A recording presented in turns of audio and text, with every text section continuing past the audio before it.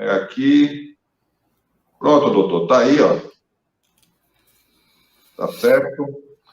E o senhor já pode, inclusive, deixa eu abrir aqui para mim, já ir explicando, né, no que se trata essa. Opa, deixa eu ver aqui para eu não. Acho que é aqui, tá certo, tá?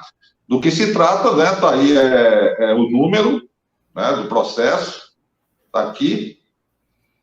E procedimento comum cível, o órgão julgador, a seção B da 8ª Vara Cível da Capital, né? Tá aí, última distribuição, 2 de março de 2022. Valor, assunto Assembleia, segredo de justiça não, justiça gratuita sim, né? Pedido de liminar ou antecipação de tutela não. E aí está aí, partes, o autor Eduardo Cândido da Silva e figuram como réus o senhor Ailton José Alves e também a Igreja Evangélica Assembleia de Deus em Pernambuco, tá bom? Então está aqui petição inicial e aí eu gostaria que o senhor, obviamente, já de início, explicasse qual foi a motivação, né, para a abertura aí, para essa petição, para a abertura desse processo. E aí eu deixo com o senhor. Esse processo, ele foi movido por Eduardo Cândido, é um membro da igreja, sendo penalizado pela direção da igreja, decaindo, a igreja fez com que ele decaísse do grau de presbítero, que ele era um presbítero que pregava em todas as igrejas, inclusive ele tem pregações maravilhosas, colocadas até no canal. É um homem de Deus. E durante todo esse período que ele serviu como presbítero, tranquilo, a igreja usava para pregações em festas, aniversários, e de repente, por ele questionar algo da direção da igreja, fizeram com que ele deixasse o cargo de presbítero, isso sob imposição deles, e fosse ser um membro normal.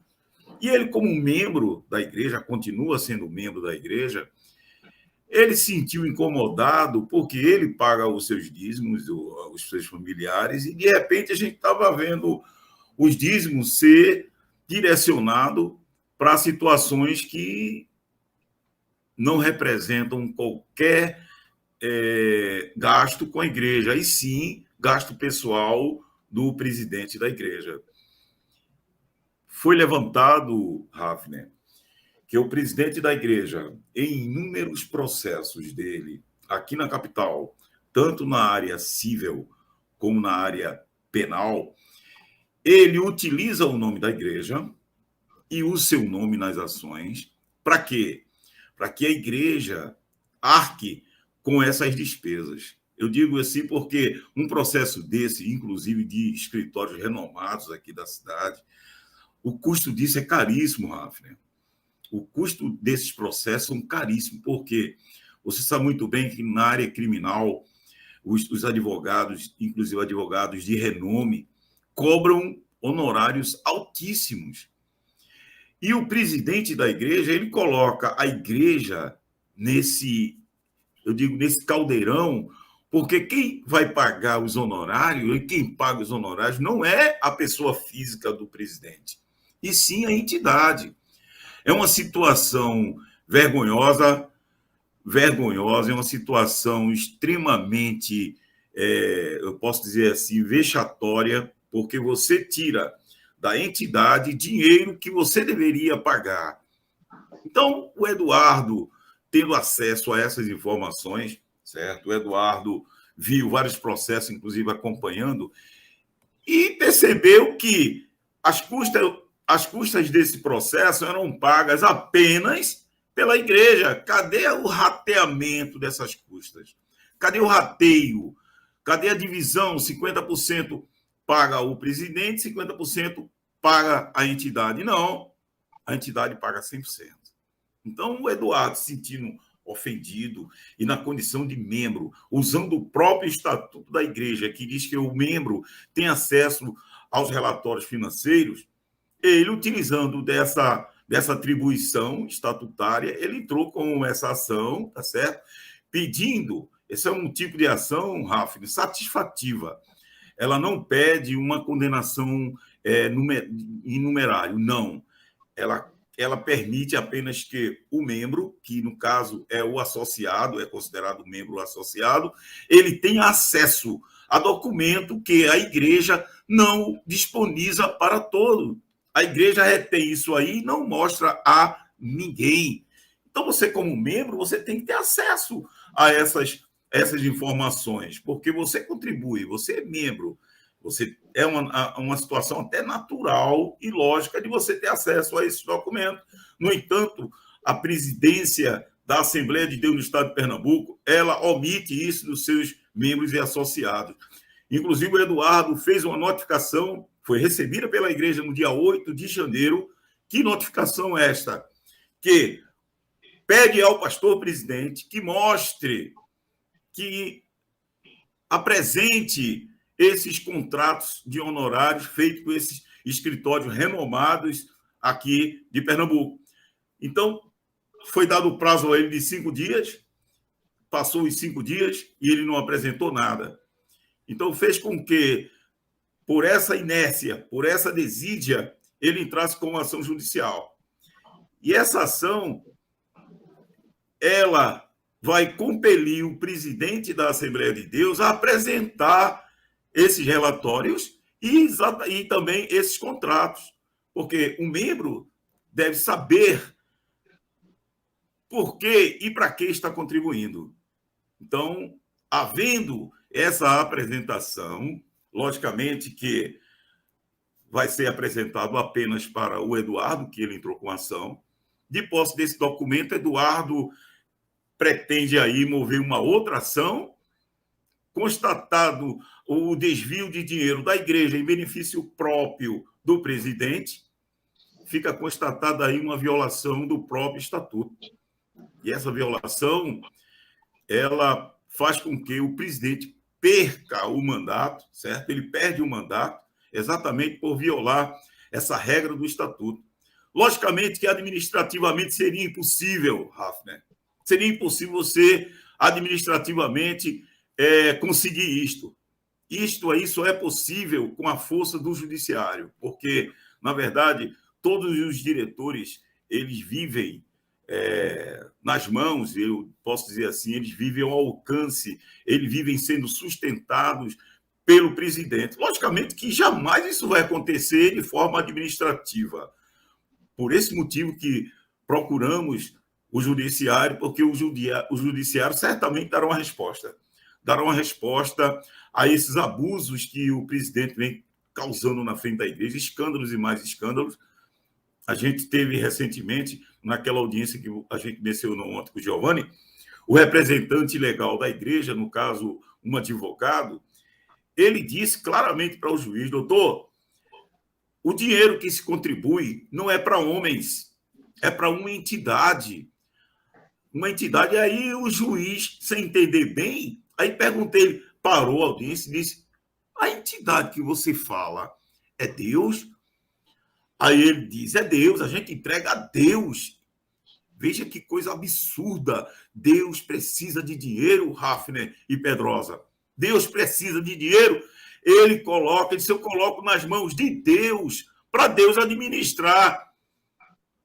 Que coisa absurda. Ele sabe que ele jamais vai pedir a Deus para Deus descer numa audiência e vir participar. Ó, Deus, o dinheiro que a gente entrega, o senhor poderia prestar conta? Isso é até hilário, absurdo.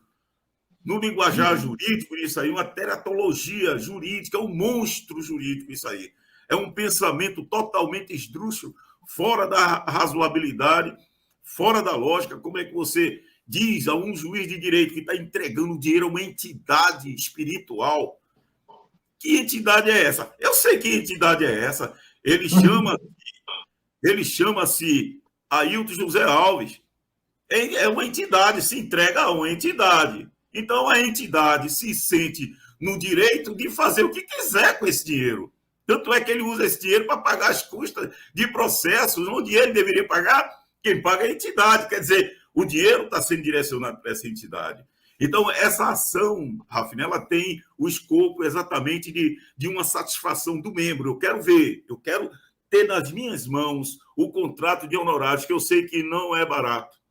Eu tenho certeza que a igreja está pagando, gastando dinheiro à toa.